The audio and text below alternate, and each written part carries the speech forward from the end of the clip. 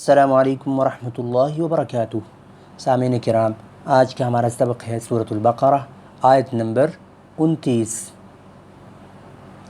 اعوذ باللہ من الشیطان الرجیم والذین کفروا وکذبوا بآیاتنا اولئک اصحاب النار هم فیہا خالدون۔ آپ نے غور کیا ہوگا کہ آج میں نے اعوذ باللہ کے بعد بسم اللہ نہیں پڑھی۔ اس کی وجہ کیا ہے؟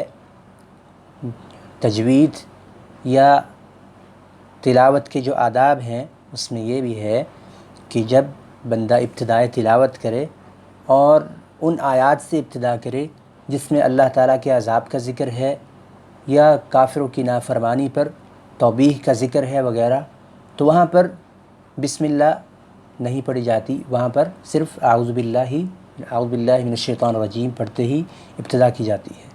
اس کی مثال سورۃ التوبہ میں منافقین کو سخت طریقے سے زجر و توبیخ کیا گیا ہے اور انہیں سخت ڈانٹ پلائی گئی ہے، اس لیے وہاں پر بسم اللہ نہیں ہے، صرف اعوذ باللہ من الشیطان الرجیم ہے۔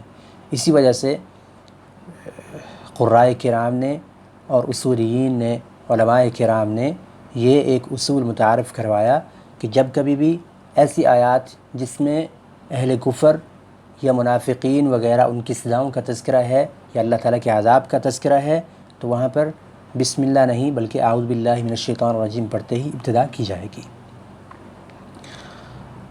آتے ہیں ہم ترجمہ اور تفسیر کی جانب۔